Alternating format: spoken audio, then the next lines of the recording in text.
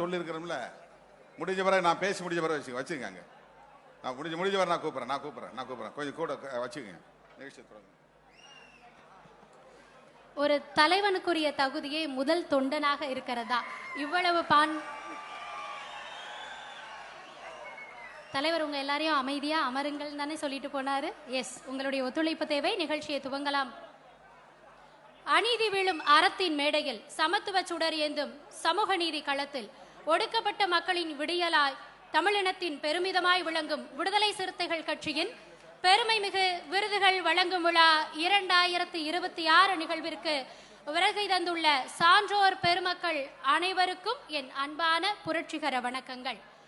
சாதிய ஒழிப்பு, மனித உரிமை, தமிழ் மொழி மற்றும் மதச்சார்பின்மைக்காக தன் வாழ்நாளையே அர்ப்பணித்து இன்று நம்முடைய விருது பெறவிருக்கும் மாபெரும் ஆளுமைகளை கௌரவிக்கும் உன்னத திருவிழா இது. அனைவரையும் மேடைக்கு அழைக்கக்கூடிய தருணம். அதனால அனைவரும் அதற்கு கரவொலியோடு அவர்களை நம்ம மேடைக்கு அழைக்கலாம் நினைக்கிற மனித சமுதாயத்தின் விதைகளை விதைத்து பகுத்தறிவை வாழ்வியல் வழியாக மாற்றி சமூக நீதியை நடைமுறையில் நிலைநிறுத்த தங்களுடைய வாழ்நாளையே அர்ப்பணித்த முன்னோர்களின் சிந்தனையும் தியாகமும் நாம் இன்று சிந்திக்கும் சுதந்திரத்தின் அடித்தளம். நாம் மரியாதையுடன் வாழும் சமூகத்தின் உயிர் துடிப்பு. அந்த உயர்ந்த சிந்தனைகளின் தொடர்ச்சியாக சமூகத்தில் ஒளியாக விளங்கும் சாதனையாளர்களை அடையாளம் கண்டு கௌரவிக்கும் இந்த பெருமை மிகு விருது வழங்கும் விழாவிற்கு அனைவரையும் மீண்டும் ஒரு முறை அன்போடு வரவேற்கிறேன். முதலில் விருதாளர்களை மேடைக்கு அழைக்கும் நிகழ்வு. இன்றைய தினம் அம்பேத்கர் சுடர் விருதை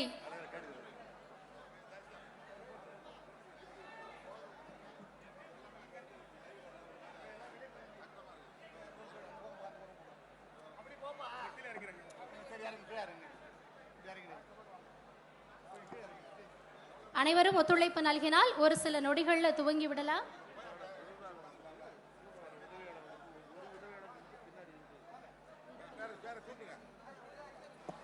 அம்பேத்கர் சுடர் விருதினை பெற இருக்கும் முனைவர் கே சொக்கலிங்கம் அவர்களை அன்போடு மேடைக்கு அழைக்கிறோம்.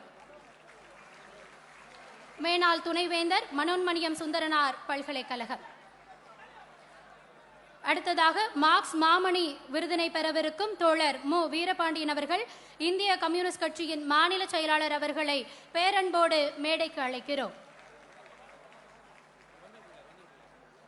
அடுத்ததாக பெரியார் ஒளி விருதினை பெறவிருக்கும் வழக்கறிஞர் ஹென்றி டிஃபன் மனித உரிமை போராளி அவர்களை அன்போடு மேடைக்கு அழைக்கிறோம்.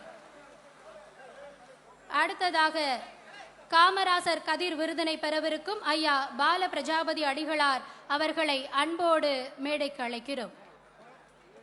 தொடர்ந்து அயோத்திதாசர் ஆதவன் விருதினை பெறவிருக்கும் திருமதி ரூத் மனோரமா சமூக செயற்பாட்டாளர்கள் அவர்களை அன்போடு மேடைக்கு அழைக்கிறோம். தொடர்ந்து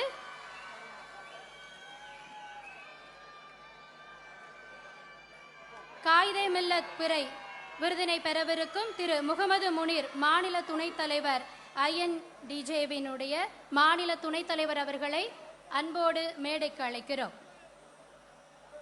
அடுத்ததாக செம்மொழி ஞாயிறு விருது பெற இருக்கும் திரு போ வேல்சாமி அவர்களை தமிழறிஞர் அவர்களை அன்போடு மேடைக்கு அழைக்கிறோம்.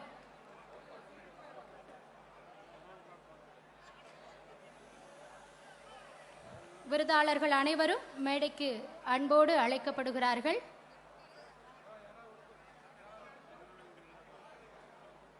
தொடர்ந்து விடுதலை சிறுத்தைகள் கட்சியினுடைய பொதுச் செயலாளர் மேனாள் சட்டமன்ற உறுப்பினர் மா சிந்தனை செல்வன் அவர்களையும் மேடைக்கு அழைக்கிறோம். அடுத்ததாக பொதுச் செயலாளர் நாடாளுமன்ற உறுப்பினர் துரை ரவிக்குமார் அவர்களையும் மேடைக்கு அழைக்கிறோம். பொருளாளர் மேனாள் சட்டமன்ற உறுப்பினர் SS பாலாஜி அவர்களையும் அன்போடு மேடைக்கு அழைக்கிறோம்.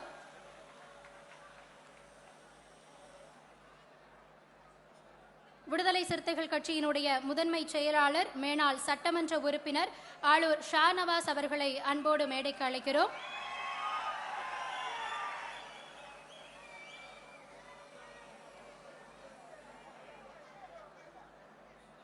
அடுத்ததாக காட்டுமன்னார் கோவில் சட்டமன்ற உறுப்பினர் LE ஜோதிமணி அவர்களையும் அன்போடு மேடைக்கு அழைக்கிறோம்.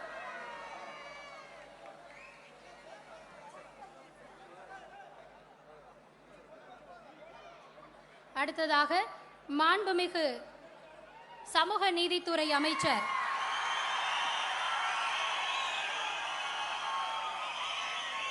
விடுதலை சிறுத்தைகள் கட்சியினுடைய துணை பொதுச் செயலாளர் மாண்புமிகு வன்னியரசு அவர்களை மேடைக்கு அழைக்கிறோம்.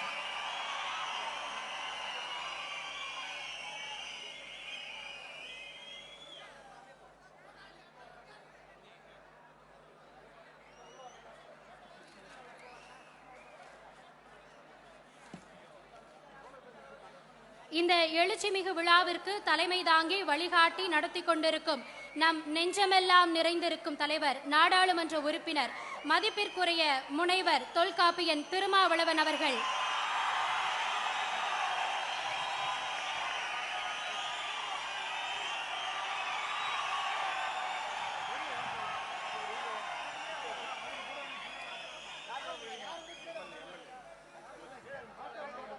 அனைவரும் அமைதியாக்கும்படி கேட்டுக்கொள்ளப்படுகிறார்கள்.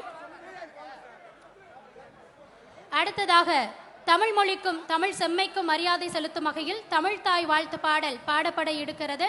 அனைவரும் அவரவர் இருக்கையில் அமைதியாக அங்கேயே எழுந்து நிற்கும்படி கேட்டுக்கொள்ளப்படுகிறார்கள். அனைவரும் அமைதி காக்க வேண்டும். மேடையிலும் தமிழ் தாய் வாழ்த்து பாடல்.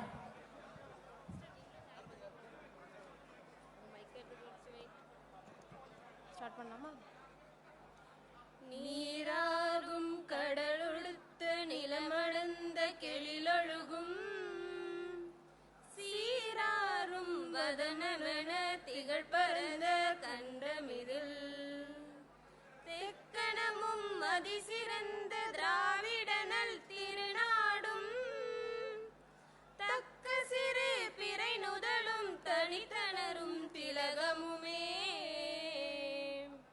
அத்திலக வாசனை போல் அனைத்துலகும் இன்பமுற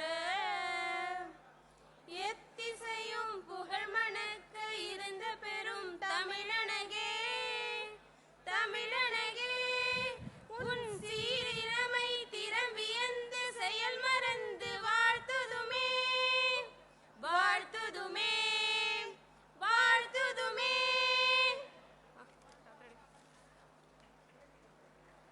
நன்றி.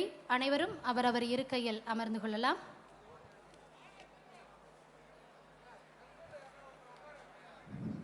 விருது வழங்கும் விழாவிற்கான வரவேற்புரையை வழங்குவதற்காக மாண்புமிகு அமைச்சர் சமூக நீதித்துறை வன்னியரசு அவர்களை பேரன்போடு அழைக்கிறேன்.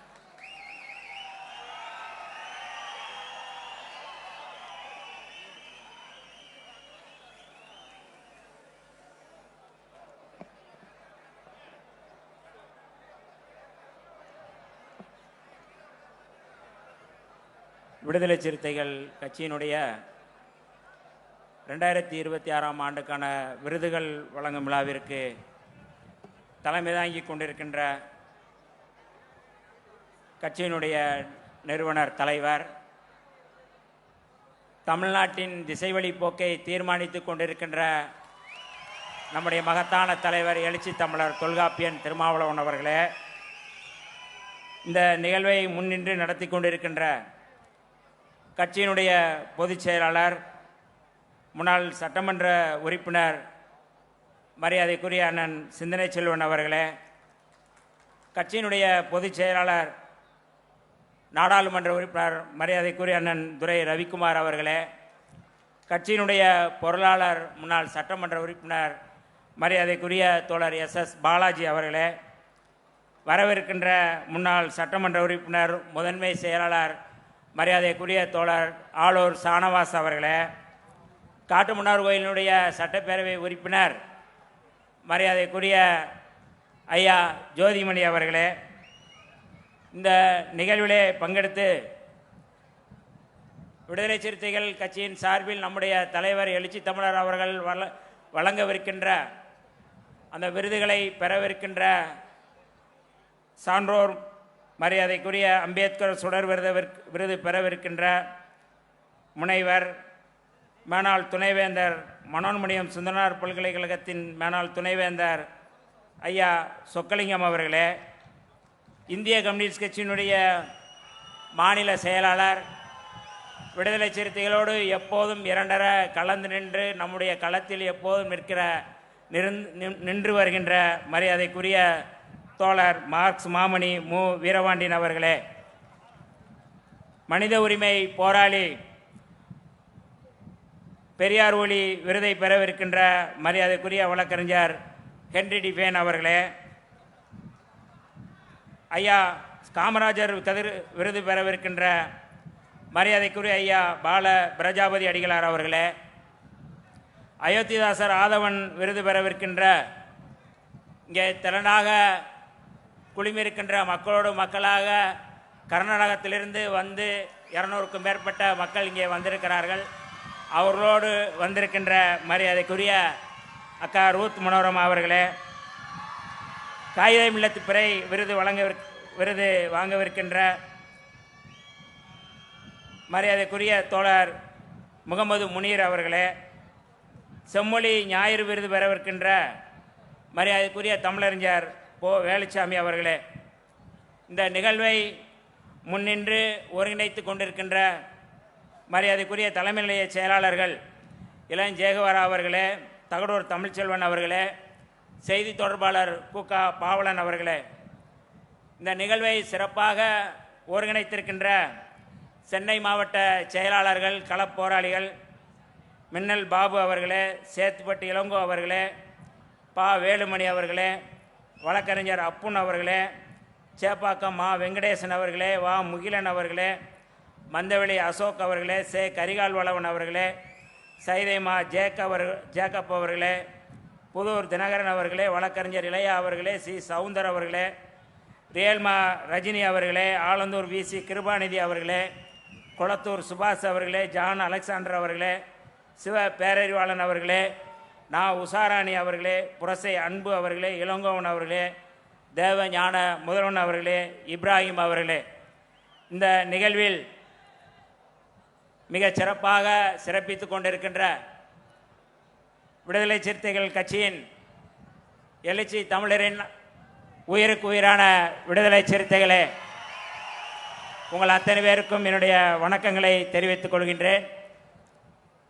தேர்தலுக்கு பிறகு விடுதலை சிறுத்தைகளின் சார்பில் நடைபெற்று கொண்டிருக்கின்ற முதல் நிகழ்ச்சி விருதுகள் வழங்கும் விழா. 2007ஆம் ஆண்டிலிருந்து தலித்துகளுடைய விடுதலைக்காக சாதி ஒழிப்பு களத்தில் தொடர்ந்து களமாடி வருகின்ற களப்போராளிகளை அடையாளம் கண்டு அவர்களை ஊக்கப்படுத்துகின்ற வகையில் விருதுகள் வழங்கி சிறப்பிக்கின்ற ஒரு நிகழ்வை நம்முடைய தலைவர் எழுச்சி தமிழர் அவர்கள் முன்னெடுத்திருந்தார்கள். இது இந்தியாவிலேயே முதலில் முன்னெடுக்கின்ற ஒரு முதன்மையான நிகழ்வு. தலித் மக்களுடைய விடுதலையை தலித்துகள் தான் முன்னெடுக்க வேண்டும், தலித்துகள் தான் அதற்காக பாடாற்ற வேண்டும் என்று ஒரு சர்ச்சை அல்லது ஒரு விவாதம் வந்து கொண்டிருந்த சூழலில் தலித்துகளுடைய விடுதலையை தலித்துகள் விடுதலைக்காக களத்தில் இருக்கின்ற தலித் அல்லாத சமூகத்தைச் சேர்ந்த களப்போராளிகளை அவர்களை ஊக்கப்படுத்துகின்ற வகையிலே, அவர்களை மென்மேலும் நம் பக்கத்திலே நிற்க வைக்கின்ற வகையிலே நம்முடைய தலைவர் அவர்கள் எடுத்த அந்த உத்தி இன்றைக்கு 2026ஆம் ஆண்டு தொடர்ந்து நாம் அதை ஒவ்வொரு விருதாக கூட்டி இன்றைக்கு 7 விருதுகளை தலைவர் அவர்கள் வழங்கி வருகிறார்கள். இது தமிழ்நாட்டில் மட்டுமல்ல, இந்தியாவிலே யாரும் செய்யாத ஒரு முயற்சி, ஒரு பேர் இயக்கம், விடுதலைக்காக பாடாற்றுகின்ற இயக்கம். இன்றைக்கு தேர்தலுக்கு பிறகு நம்முடைய தலைவர், மகத்தான தலைவர் எழுச்சி தமிழர் அவர்கள் 1999 முழங்கிய முழக்கம், உங்களில் யாரும் யோக்கியன் இல்லை, எங்கள் ஓட்டு உங்களுக்கு இல்லை என்று முழங்கிவிட்டு கடைசி மனிதனுக்கும் ஜனநாயகம், எளிய மக்களுக்கும் அதிகாரம் என்கின்ற முழக்கத்தை தமிழ்நாட்டில் அரசியல் களத்தில் முழங்கிய ஒரு மகத்தான தலைவர் நம்முடைய தலைவர் எழுச்சி தமிழர் தொல்காப்பியன் திருமாவளவன் அவர்கள். 2016ஆம் ஆண்டு அதே முழக்கத்தை விரிவுபடுத்தினார்கள். ஆட்சியிலும் பங்கு, அதிகாரத்திலும் பங்கு என்கின்ற முழக்கத்தை நம்முடைய தலைவர் அவர்கள் இன்றைக்கு முன்வைத்தார்கள். இன்றைக்கு அது நடைபெற்றுக் கொண்டிருக்கின்றது. விடுதலை சிறுத்தைகள் தான் மையம், விடுதலை சிறுத்தைகளை விட்டுவிட்டு தமிழ்நாட்டில் எந்த அரசியலும் நடக்காது என்பதை பிரகடனப்படுத்தியவர் நம்முடைய மகத்தான தலைவர் எழுச்சி தமிழர் அவர்கள். எல்லாம் தலைவர் அவர்களுடைய உத்தி. இன்றைக்கு தமிழ்நாட்டில் விடுதலை சிறுத்தைகள் தான் மையம். எழுச்சி தமிழரை விடுத்து இன்றைக்கு தமிழ்நாட்டு அரசியல் இல்லை என்பதை நாம் தொடர்ந்து நிறுவி வருகின்றோம். தோழர்களே, தேர்தலுக்கு பிறகு நாம் தலைவர் எடுக்கின்ற ஒவ்வொரு முடிவிலும் தேர்தலுக்கு முன்பும் சரி பின்பும் சரி, நாம் திமுக கூட்டணியில் இருந்தபோதும் சரி இப்போதும் சரி, விடுதலை சிறுத்தைகளை குறிவைத்து, விடுதலை சிறுத்தைகளை மையப்படுத்திய, விடுதலை சிறுத்தைகளை எப்படியாவது இந்த கூட்டணியிலிருந்து வெளியேற்ற வேண்டும்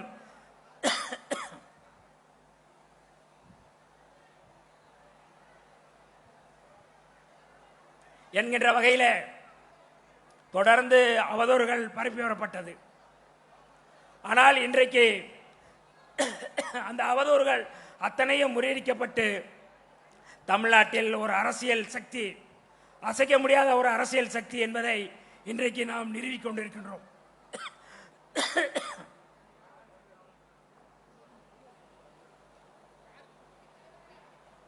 ஒரு வார ஏடும் அல்லது ஒரு தொலைக்காட்சியும் தொடர்ந்து இதோ விடுதலை சிறுத்தைகள் உடைய போகின்றது, விடுதலை சிறுத்தைகள் சரிய போகின்றது, விடுதலை சிறுத்தைகள் கதை முடிய போகிறது என்று சொல்கிறார்கள். அவர்கள் இந்த அரங்கத்திற்கு வந்து பார்க்கட்டும். இதே அளவு கூட்டம் வெளியிலே நிற்கின்றது. இதே அளவு கூட்டம் இன்றைக்கு தேர்தலுக்கு பிறகு இன்றைக்கு நடக்கின்ற இந்த கூட்டம், தலைவர் அவர்கள் எந்த பரப்புரையோ எந்த விதமான முன்முயற்சியும் இல்லாமல் தான் இவ்வளவு கூட்டம் கூடுகின்றது. தமிழ்நாட்டின் தலையெழுத்தை, தமிழ்நாட்டுடைய ஆளுமையை, தமிழ்நாட்டுடைய இறையாண்மையை பாதுகாக்கின்ற ஒரு பேரியக்கம் விடுதலை சிறுத்தைகள், விடுதலை சிறுத்தைகளுடைய தலைவர் நம்முடைய தலைவர் எழுச்சி தமிழர் அவர்கள். அந்த வகையில் இன்றைக்கு நாம் ஒரு அசைக்க முடியாத சக்தியாக தமிழ்நாட்டில் தொடர்ந்து களமாடி வருகின்றோம். நீங்கள் எத்தனை அவதூறுகள் பரப்பினாலும் அந்த அவதூறுகளை முறியடிக்கக்கூடிய வலிமை விடுதலை சிறுத்தைகளுக்கு உண்டு. நம்முடைய தலைவர் எழுச்சி தமிழர் தொல்காப்பியன் திருமாவளவன் அவர்கள் அதை முன்னெடுத்து வருகிறார்கள்.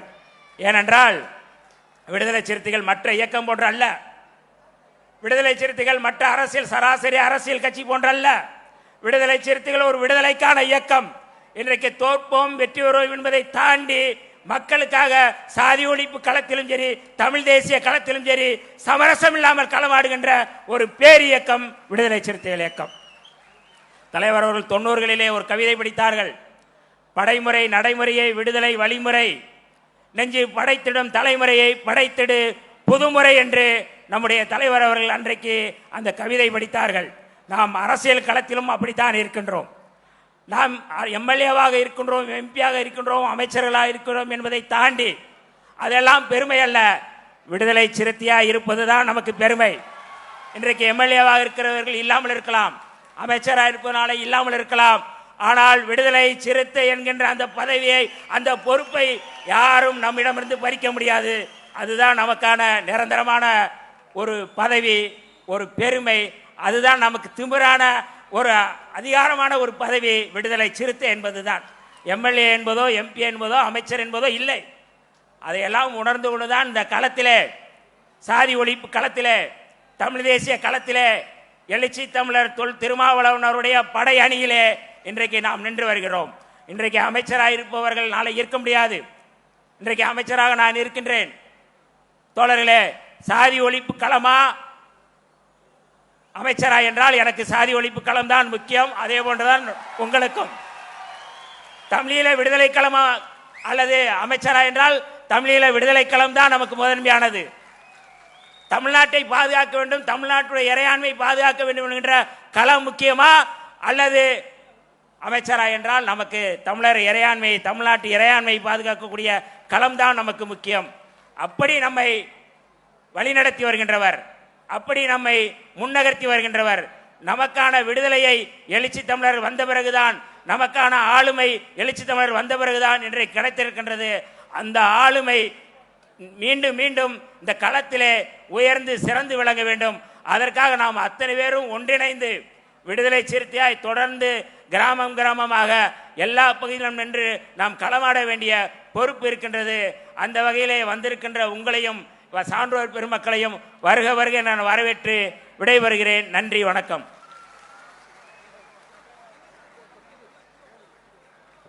வரவேற்புரையை எழுச்சியுரையாகவே வழங்கியிருக்கிறார் மாண்புமிகு அமைச்சர் அவர்கள். மாண்புமிகு அமைச்சர் கடந்த ஆண்டு விழாவில் ஒன்று பேசியிருந்தார். எழுச்சி தமிழர் அவர்கள் விடுதலை சிறுத்தைகளுக்கான மட்டும் தலைவராக இல்லை, தமிழ்நாட்டிற்கு மட்டுமான தலைவராக அல்ல, இந்தியாவிற்கே வழிகாட்டக்கூடிய ஒரு தலைவர் அப்படின்னு சென்ற ஆண்டு இதே விழாவில் பேசியிருந்தது இன்றைக்கு இந்த அரசியல் நிகழ்வுகள் மூலமாக மெய்ப்பட்டு கொண்டிருக்கிறது அப்படின்றது தான் விழாவின் அடுத்த நிகழ்வாக. ஒடுக்கப்பட்ட குரல்கள் ஒலிக்க தொடங்கும் போது அதற்கு பின்னால் ஒரு சிந்தனை இருக்கும், அந்த சிந்தனைக்கு ஒரு குரல் இருக்கும். அந்த குரலாக பல ஆண்டுகளாக தன்னலமின்றி பேசிக் கொண்டிருக்கும் தலைவர்.